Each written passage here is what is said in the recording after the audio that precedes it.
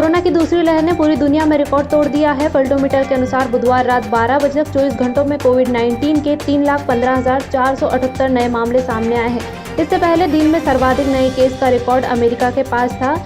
US में 8 जनवरी 2021 को 3,07,570 संक्रमित मिले थे। अब भारत इस मामले में आगे निकल गया है। बीते 6 दिनों में मृतकों की संख्या लगातार बढ़ रही है। 24 घंटों में 2,101 लोगों की मौत हुई। इसके साथ ही मरने वालों की संख्या 1,84,672 हो गई है। अब तक कोविड के कुल संक्रमितों की संख्या 1,59,24,732 है। बिहार के गया जिले में कोविड वैक्सीन के दोनों डोज लेने के बाद ही कर्मचारियों को मार्च की सैलरी मिलेगी। इसके लिए कलेक्टर ने एक चिट्ठी जारी की है। साथ ही सभी अधिकारियों को निर्देशित किया है दूसरे डोज का प्रमाण पत्र लिए बिना सैलरी जारी नहीं करें। दिल्ली हाईकोर्ट ने केंद्र सरकार को इंडस्ट्रीज की ऑक्सीजन सप्लाई फौरन रोकने का निर्देश दिया है। कोर्ट ने मैक्स अस्पताल में ऑक्सीजन की कमी को लेकर दायर याचिका पर बुधवार को सुनवाई करते हुए यह आदेश दिया। कोर्ट ने कहा कि ऑक्सीजन पर पहला हक मरीजों का है।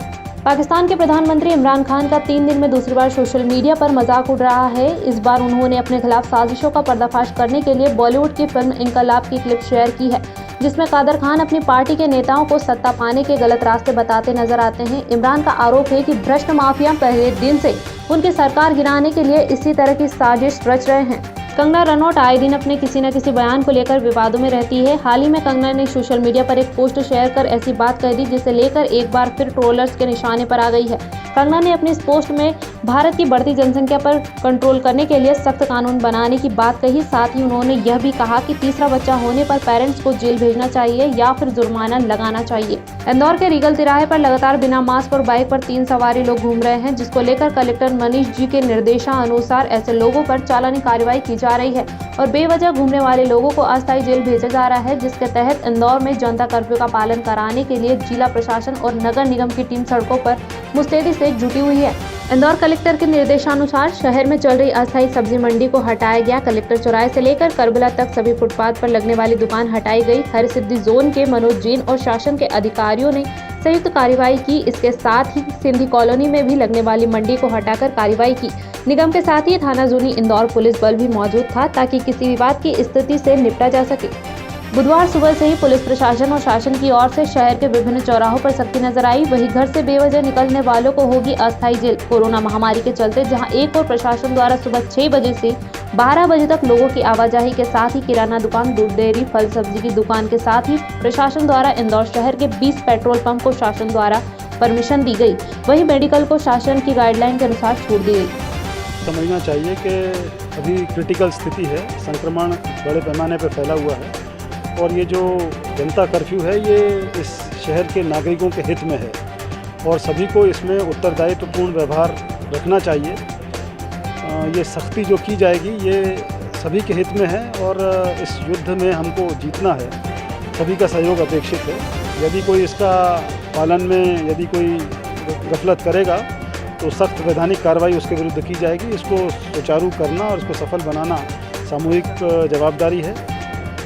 मैं अपेक्षा रखता हूं कि शहर का हमें सहयोग इसमें मिलेगा। 144 का बड़ा क्लियर ऑर्डर है, उसका पालन हम अनिवार्य रूप से कराएंगे। इसमें सामूहिक तौर पे मजिस्ट्रेट्स, पुलिस और नगर निगम का अमला रहेगा और सुबह से ही इसका अनुपालन करेंगे ताकि ये आने वाले 10 दिन में हम संक्रमण की जो ये चेन है इसको तोड़ सकें और सबको सुरक्षित रख सकें। इंदौर में कोरोना व अन्य बीमारियों से ग्रसित मरीजों को हॉस्पिटल से आवश्यक दवाओं की पूर्ति में दिक्कतों को दूर करने के लिए बंगाल चुनाव से लौटे बीजेपी महासचिव कैलाश विजयवर्गीय ने बीजेपी जनप्रतिनिधियों सहित अधिकारियों के साथ बैठक कर अधिकारियों को दिशा निर्देश दिए। तो वहीं बंगाल के चुनाव पर उन्होंने कहा बीजेपी पूर्ण बहुमत से सरकार बनाएगी। राहुल गांधी की रैलियों के निरस्तीकरण पर भी टिप्पणी करते हुए झूठा करार दिया है। इस मामले में सभी को उन्होंने दिशा निर्देश दिए। इस कोविड की चेन को तोड़ना, मुझे ऐसा लग रहा है कि एक जनता कर्फ्यू जरूर लगा है, पर आप लोगों को कर्फ्यू दिखाई देता है।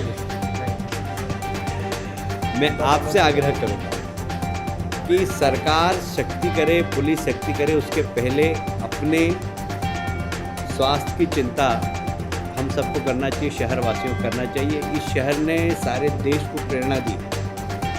यह वो शहर है जो लगातार सफाई के क्षेत्र में 1 बार नहीं, 2 बार नहीं, 3 बार नहीं, 4-4, 5-5 बार लगातार आया। वो इसलिए कि जनता ने, मैं इसका श्रेय नगर निगम को नहीं देता हूँ, मैं इसका श्रेय इंदौर की जनता को देता हूँ। इस कोविड की लड़ाई का श्रेय भी जीतने का अगर किसी को जाएगा तो इंदौर शहर की जनता को।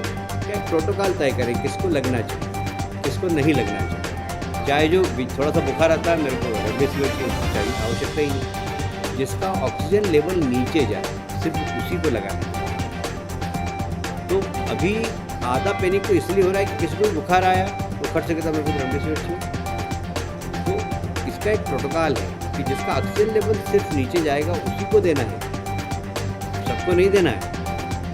तो इसलिए इसके बारे में भी समाज में समझना पड़ेगा सबको कि ये इंजेक्शंस, अगर आपको सामान्य बुखार है, यदि आपको खांसी आ रही है, आपको थोड़ा सा चेस्ट में सामान्य इन्फेक्शन है, तो आप एंटीबायोटिक लेकर दूर हो सकते हो। उस समय इस इंजेक्शन की आवश्यकता नहीं, क्योंकि बड़ा पावरफुल है। अगर आपने स्वस्थ व्यक्ति को दे दिया तो उसके लिए नुकसानदायक भी है। देखिए, कल छठे चरण के चुनाव और मुझे लगता है कि कल ही हम कंफर्टेबल मेजोरिटी में आ जाएंगे। कल के मतदान के बाद 7वें 8वें में हमारी सीट 200 तक पहुँचेगी। तो हमारी जो तैयारी है वो बिल्कुल परफेक्ट है और हम 100% सरकार बनाएंगे।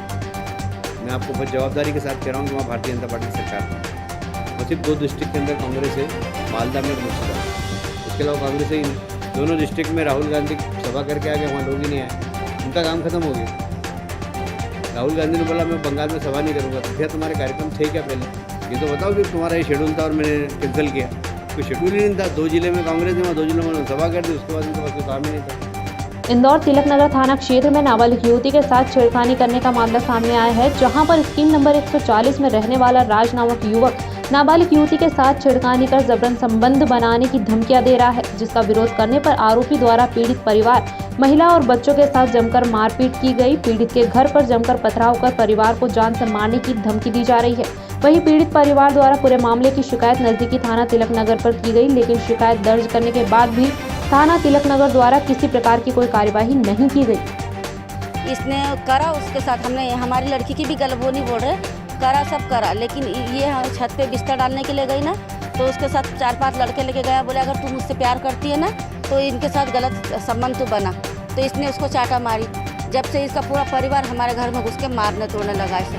वो सुतार लोग है, अनु खटिक का है, किशोर है और प्रकाश, विकास, ये सब लोग हमारे घर में आके हमारे, और कल रात को RS वाले लेकर आ गए ये लोग। हम थाने गए थे तिलक नगर, हमारी रिपोर्ट लिखी नहीं, बोले आवेदन लेकर आओ। हमने आवेदन दिया उनको, आवेदन दे के गए हमने उनको, और फिर बाद में रिपोर्ट शाम को भी गई कि मैडम आपने आवेदन तो दे दिया, अब हमारी कंप्लेंट दर्ज करवा। तो डायरेक्ट दोनों को बुला लिया मैडम ने। दोनों के बीच में पता नहीं इससे क्या बात करी, हमको ये भी नहीं पता। और हम बोले तो हमको बात करने भी नहीं दे रहे, और मैडम चिल्ला चिल्ला के हमसे बात कर रही थी।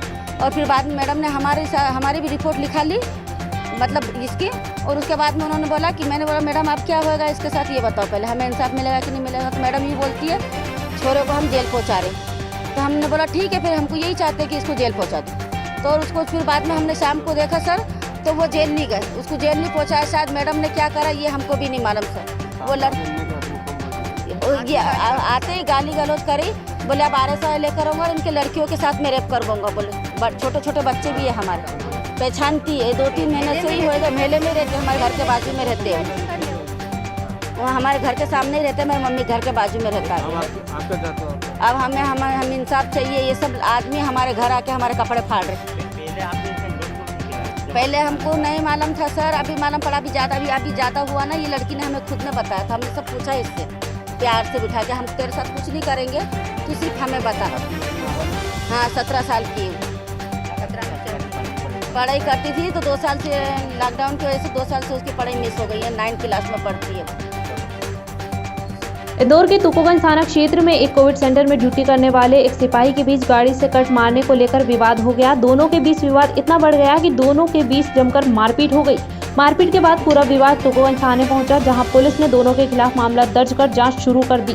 मैं गाड़ी चला रहा था, ये भाई साहब लड़ा के गाड़ी चला रहे थे। उन्होंने मुझे पीछे से कट मारी तो मैं गिरते बचा। जब मैं गिरते बचा तो मैंने इनको ये बोला, भैया काहे को आप गाड़ी तेज चला रहे हो, इस तरह से चला रहे हो। मैं गिर जाता हूँ, मुझे अस्पताल में बेड भी नहीं मिलता अगर मेरे साथ कोई सजा होता तो। इन्होंने गालियाँ चालू कर दी। पुल के किनारे में खड़ा था मैं, इन्होंने मेरा कॉलर पकड़ा और मुझे होठ पर यहाँ से गुस्सा आ दिया। गुस्सा आने का मेरा होठ कट गया, खून निकलने लगा। क्या नाम है आपका? शैलेंद्र नाम है। कहाँ पर पदस्थ हैं आप? फिलहाल मैं पीटीएस इंदौर में पदस्थ हूँ और अभी कंट्रोल रूम से MYH में मेरी ड्यूटी लगी हुई है कोविड के पास। वहीं पर झगड़ा ये कहाँ पे हुआ आपका झगड़ा? ये पुल पर झगड़ा हुआ। राजकुमार जी जी, झगड़ा उन्होंने ही किया। मैंने क्या किया, उन्होंने जैसे ही मारा मैंने उनको पीछे धक्का दिया। इतने में उन लोगों को बुलाया, गाड़ी की चाबी वाली निकाली और इन्होंने चाबी छीन ली गाड़ी की। फिर वही इसके बाद इन लोगों ने थाने पर आया। ऊपर से ये बदतमीजी से गंदी गालियाँ, माँ बहन की गंदी गालियाँ और नंगी गालियाँ बक रहे हैं। कितने लोग थे? ये थे और उनके साथ और भी बहुत सारे लोग आ गए थे यहाँ पर, और मैडम भी आ गई थी बात। इस तरह से फिर उन्होंने गंदी गालियाँ देना चालू कर दी।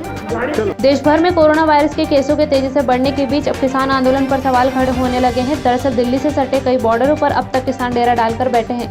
ऐसे में आंदोलनकारियों के बीच भी संक्रमित होने का खतरा बढ़ता नजर आ रहा है। दूसरी तरफ दिल्ली में लॉकडाउन के बावजूद बड़ी संख्या में किसानों के एक साथ रहने से कोरोना गाइडलाइन भी टूट रही है। इसे लेकर जब हाल ही में भारतीय किसान यूनियन के नेता राकेश टिकैत से सवाल किए गए तो उन्होंने अपनी जिम्मेदारी से बचते हुए कहा कि क्या किसी हकीम ने बताया है कि किसान आंदोलन खत्म होगा तो देश में कोरोना खत्म हो जाएगा। दक्षिण चीन सागर में चीन के साथ बढ़ते तनाव के बीच अमेरिका की आक्रमण रणनीति ने दुनिया में तहलका मचाया हुआ है। सोशल मीडिया पर अमेरिकी वायुसेना के 4 F-16 लड़ाकू विमान की तस्वीर वायरल हो रही है। देश की राजधानी दिल्ली में कोरोना संक्रमण के बढ़ते मामले जहां कम होने का नाम नहीं ले रहे, वहीं ऑक्सीजन की किल्लत ने दोहरी परेशानी खड़ी कर दी है। सेंट स्टीफंस अस्पताल ने बुधवार को एक बयान जारी करके बताया कि उनके यहां ऑक्सीजन की भारी कमी आ गई है। अस्पताल में केवल 1 से 1.5 घंटे की ऑक्सीजन बची है। वहीं गंगाराम में 5 घंटे तो अपोलो अस्पताल में 10 से 12 घंटे की ऑक्सीजन बची है। प्रियंका गांधी ने उठाए सवाल तो बीजेपी ने किया पलटवार। कांग्रेस नेता प्रियंका गांधी वाड्रा ने मोदी सरकार पर निशाना साधते हुए उसे अहंकारी बताया। इस पर बीजेपी ने पलटवार करते हुए कहा, कोरोना का इलाज है, कांग्रेस का नहीं। बीजेपी ने कहा कि कोरोना की वजह से कांग्रेस शासित राज्यों में हालात बहुत खराब है।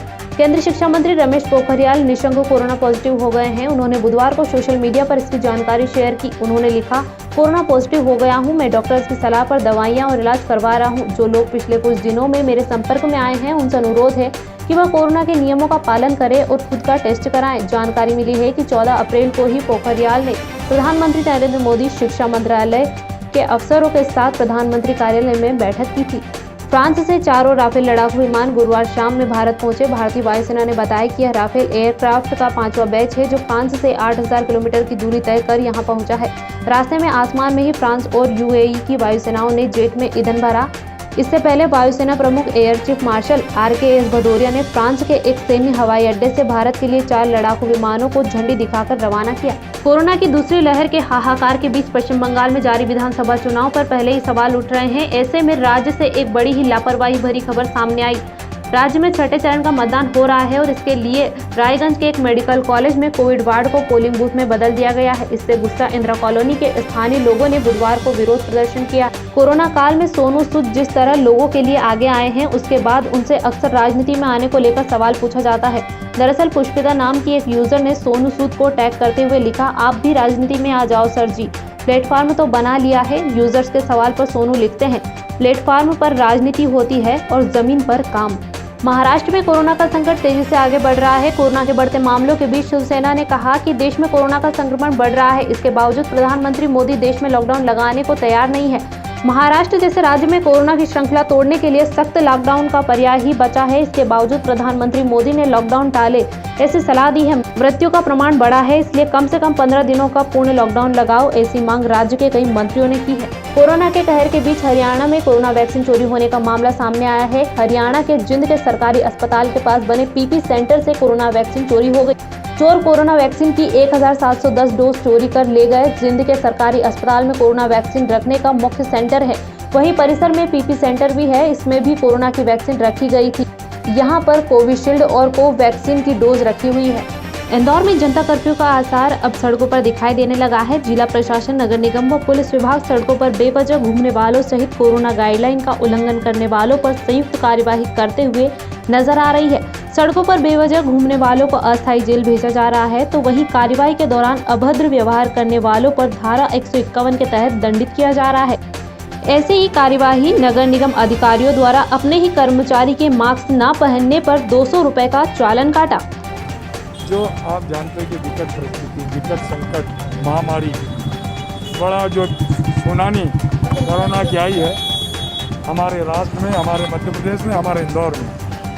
आप जानते हैं कि जो ये जनता कर्फ्यू है, मैं भाई और बहनों से आपके माध्यम से अपील करता हूँ, माँ की रक्षा करो, बेटे की रक्षा करो, स्वयं की रक्षा करो, परिवार की रक्षा करो। अपने घर में सुरक्षित रहो, मोहल्ले से बाहर मत आओ, घर से बाहर मत आओ, मल्टी से बाहर मत आओ, गांव से बाहर मत आओ। जो व्यक्ति जहाँ हुई, क्योंकि ये बड़ा युद्ध है, हमारे सामने जो दुश्मन है वो दिख नहीं रहा। ये लड़ाई, इस युद्ध को हम संगठित होकर, मतलब घर में रुक कर हम इसको हरा सकते हैं। मास्क जरूरी है, उससे ज़्यादा वैक्सीन जरूरी है। मेरी आपसे प्रार्थना, आपके माध्यम से मुझे तो आपका भी सहयोग चाहिए। सरकार, सम्माननीय मुख्यमंत्री निरंतर, शिवराज जी चौहान जी निरंतर एक दिन ऐसा नहीं जाता कि प्रतिदिन पूरे मध्य प्रदेश की जिले की समीक्षा करते हैं और युद्ध स्तर पर सरकार इस संकट से निपटने के लिए लगी है। प्रधानमंत्री नरेंद्र मोदी इस्तीफा दो, राजीव विकास केंद्र ने दिया धरना प्रदर्शन। राजीव विकास केंद्र के प्रदेश अध्यक्ष एवं पूर्व युवा कांग्रेस अध्यक्ष देवेंद्र सिंह यादव के नेतृत्व में आज गांधी भवन कांग्रेस कार्यालय पर देश में कोरोना के बिगड़ते हालातों को लेकर प्रधानमंत्री नरेंद्र मोदी से इस्तीफा की मांग को लेकर धरना दिया गया। यादव ने कहा कि देश में कोरोना के बिगड़ते हालातों के लिए प्रधानमंत्री जिम्मेदार है। भारत के लोग दर्द झेल रहे हैं, इसके लिए सिर्फ मोदी सरकार जिम्मेदार है। प्रधानमंत्री मोदी को लगता है कि देश से बड़े हो गए हैं। कोरोना की महाबीमारी लगातार बढ़ती जा रही है। देश के प्रधानमंत्री नरेंद्र मोदी की सरकार असफल रही है। एक साल पूर्व कोरोना आया था, जब महामारी फैली थी। उसके बाद एक साल का पूरा समय नरेंद्र मोदी जी की सरकार को मिला था, मगर वो जब कोरोना की बीमारी पूरे देश में फैल रही थी, श्री नरेंद्र मोदी जी बंगाल सहित अन्य विधानसभाओं के जो जहां राज्यों में चुनाव हो रहे थे, वहां रैलियों और सभाओं में व्यस्त थे। इस और कोई उन्होंने ध्यान नहीं दिया, कोई तैयारी नहीं की, केवल राज्यों के ऊपर छोड़ दिया कि इंजेक्शन की व्यवस्था करो, ऑक्सीजन की व्यवस्था करो, बेड बढ़ाओ, बस ये निर्देश देते रहे। पूरी सरकार कोरोना महाबीमारी में असफल रही है। लाशों के ढेर लग रहे हैं और नरेंद्र मोदी जी की सरकार पूरी तरीके से फेल हुई है। प्रधानमंत्री नरेंद्र मोदी जी को इस्तीफा देना चाहिए। देश भर में कोरोना वायरस संक्रमित मरीजों का आंकड़ा लगातार बढ़ता जा रहा है। इस बीच भारत में पहली बार दुर्लभ थाली जैसे पैरों वाला चमगादड़ खोजा है। चौड़े पैरों वाला चमगादड़ मेघालय की एक वाइल्ड लाइफ सेंचुरी में मिला है। ये चमगादड़ ज्यादातर बांस के जंगलों में मिलता है। जूलॉजिकल सर्वे ऑफ इंडिया के वैज्ञानिकों ने इसे खोजा है। अब सवाल यह है कि क्या इस चमगादड़ से भी कोरोना वायरस फैलने का खतरा है। पश्चिम बंगाल के मुख्यमंत्री ममता बनर्जी ने बुधवार को प्रधानमंत्री नरेंद्र मोदी पर हमला करते हुए आरोप लगाया कि देश में कोविड-19 की दूसरी लहर और इसका बंधन मोदी निर्मित त्रासदी है। यहाँ एक चुनावी रैली को संबोधित करते हुए तृणमूल कांग्रेस की अध्यक्ष ने दावा किया कि पश्चिम बंगाल का नेतृत्व बंगाल इंजन सरकार ही करेगी, न कि मोदी की डबल इंजन सरकार। हरियाणा में ऑक्सीजन की कमी पर स्वास्थ्य मंत्री अनिल विज ने चिंता जताई है। उन्होंने कहा है कि हमें ऑक्सीजन दिल्ली को देने के लिए मजबूर किया जा रहा है। हम पहले अपनी जरूरतों को पूरा करेंगे, उसके बाद इसे किसी और को दिया जाएगा। उन्होंने आरोप लगाया कि फरीदाबाद जा रहे हमारे 2 ऑक्सीजन टैंकरों में से एक को दिल्ली सरकार ने लूट लिया। इसके बाद अब हमने सभी ऑक्सीजन टैंकरों को पुलिस सुरक्षा देने का निर्णय लिया है। कोरोना से लोगों की मौत के आंकड़ों में भी हर दिन भयंकर तेजी देखने को मिल रही है। इस बीच कोरोना से हो रही लोगों की मौत पर गली बॉय फेम एक्टर सिद्धांत चतुर्वेदी ने एक इमोशनल कविता के जरिए दुख व्यक्त किया है। इस कविता को बोलते हुए सिद्धांत ने अपना एक वीडियो सोशल मीडिया पर शेयर किया है। उनकी इस कविता का टाइटल गुजरती एम्बुलेंस है।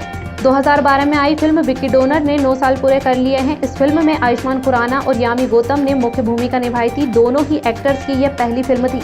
ऐसे में उन्होंने बहुत बड़ा रिस्क लिया था, क्योंकि इस फिल्म का सब्जेक्ट आम बॉलीवुड फिल्मों के मुकाबले थोड़ा अलग था। फिल्म इनफर्टिलिटी और स्पर्म डोनेशन जैसे सब्जेक्ट पर थी, जिसे इंडियन सोसाइटी में टेबू माना जाता है। मर्दानी फेम ताहिर राज भसीन बुधवार को 34 साल के हो गए हैं। वे तापसी पन्नू के अपोजिट लूट लपेटा, सोनाक्षी सिन्हा के अपोजिट बुलबुल तरंग तथा श्वेता त्रिपाठी के अपोजिट ये काली काली आंखें में हीरो की भूमिका निभा रहे हैं। वह साथ ही रणवीर सिंह स्टारर 83 में ताहिर राज भसीन महान भारतीय क्रिकेटर सुनील गावस्कर का किरदार निभाते नजर आएंगे। पिछले दिनों वे लद्दाख में शूटिंग भी कर रहे थे। देश भर में कोरोना के विकट हालातों के बावजूद सलमान खान ने बड़ा फैसला लिया है। ज्यादातर राज्यों में सिनेमाघर आंशिक तौर पर खुले हैं। इसके बावजूद सलमान खान ने बुधवार को ऐलान किया है कि मौजूदा हालातों में भी वो राधे योर मोस्ट वांटेड भाई की रिलीज से पीछे नहीं हटेंगे और यह 13 मई को ईद पर सिनेमाघरों में रिलीज हो सकती है। MS धोनी के माता पिता कोरोना पॉजिटिव, दोनों को रांची के प्राइवेट अस्पताल में भर्ती कराया गया। डॉक्टर्स बोले दोनों की तबीयत अभी ठीक है। MP में ऑक्सीजन सिलेंडर के लिए लूटमार, उपचुनाव वाले दमोह में सिलेंडर आते ही रात को उठा ले गए मरीज के परिजन, वापस मांगने पर दी गालियां, बोले हमें अस्पताल वालों पर यकीन नहीं। यह मामला इतना बिगड़ गया कि रात में पुलिस को बुलाना पड़ा। राजस्थान में कोरोना से रिकॉर्ड 64 लोगों की मौत, पहली बार एक दिन में 85,843 जांचें, जिनमें 12,201 संक्रमित मिले। स्वास्थ्य राज्य मंत्री डॉक्टर सुभाष गर्ग भी कोरोना पॉजिटिव। राजस्थान में एक और जेल ब्रेक, बीकानेर की नौका जेल से रात 2:30 बजे 5 कैदी फरार, पहले दीवार और खिड़की तोड़ी, फिर कंबल की रस्सी बनाकर भागे। जेल स्टाफ को 2 घंटे बाद इसकी जानकारी मिली। इसके बाद पुलिस ने सभी थानों को अलर्ट कर दिया, लेकिन अभी तक फरार कैदियों का कोई सुराग नहीं मिल पाया है। भोपाल, इंदौर, जबलपुर और उज्जैन समेत पूरे प्रदेश में पाबंदियां 30 अप्रैल तक बढ़ा दी गई है। ग्वालियर में रेमडेसिविर के लिए हंगामा, पिछले 24 घंटों में प्रदेश में 12,727 नए मामले सामने आए, 79 मौतें भी हुई। राहत की बात यह है कि पिछले 24 घंटे में 8,937 लोग ठीक भी हुए हैं। कोरोना के हालात पर पीएम मोदी ने देश को संबोधित करते हुए कहा, हमें देश को लॉकडाउन से बचाना है। पीएम मोदी ने कहा कि कोरोना की दूसरी लहर तूफान बनकर आई है, जो पीड़ा आप सह रहे हैं उसका मुझे अफसोस है। कोरोना संक्रमण बढ़ते ही अधिकांश राज्यों में लॉकडाउन की स्थिति आ गई है। उद्योग धंधे और कामकाज ठप होने के साथ ही मजदूरों का पलायन भी शुरू हो गया है। मंगलवार को दिल्ली से आ रही मजदूरों की बस ग्वालियर जिले में जोरासी घाटी के पास दुर्घटनाग्रस्त हो गई, जिसमें 2 मजदूरों की मौत हो गई। पश्चिम बंगाल में विधानसभा चुनाव के 3 चरण बाकी है। इस बीच कोरोना वायरस के प्रकोप से चुनाव आयोग भी नहीं बच सका। मुख्य चुनाव आयुक्त सुशील चंद्रा और चुनाव आयुक्त राजीव कुमार कोरोना संक्रमित हो गए हैं। इस बीच प्रधानमंत्री नरेंद्र मोदी ने तय किया है कि अब वे बंगाल में कोई भी रैली नहीं करेंगे। बढ़ते कोरोना संक्रमण के बीच भारतीय जनता पार्टी ने बंगाल में अपनी चुनावी रैलियों को सीमित रखने का फैसला किया है। संगीतकार श्रवण राठौर की सेहत को लेकर उनके दोस्त समीर अंजान ने अपडेट दी। उन्होंने भावुक होते हुए कहा, श्रवण जी की हालत नाजुक बनी हुई है, वह वेंटिलेटर पर है, किडनी पर भी काफी इफेक्ट हुआ है। कोरोना ने सारे ऑर्गन पर इफेक्ट डाला है। रहेजा अस्पताल में डॉक्टर बोल रहे हैं कि डायलिसिस करना पड़ेगा। हम सब दुआ कर रहे हैं कि जिंदा दिल इंसान हमारा भाई श्रवण जल्द स्वस्थ होकर वापस लौटे। विद्युत जामवाल को फिल्म इंडस्ट्री में 10 साल हो गए हैं। इस मौके पर उन्होंने अब्बास सैयद के साथ मिलकर अपना प्रोडक्शन हाउस लॉन्च किया है, जिसका नाम एक्शन हीरो फिल्म्स रखा गया।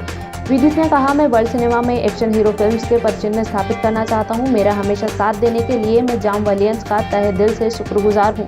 विद्युत ने 10 साल पहले तेलुगु फिल्म शक्ति से सिनेमा की दुनिया में कदम रखा था।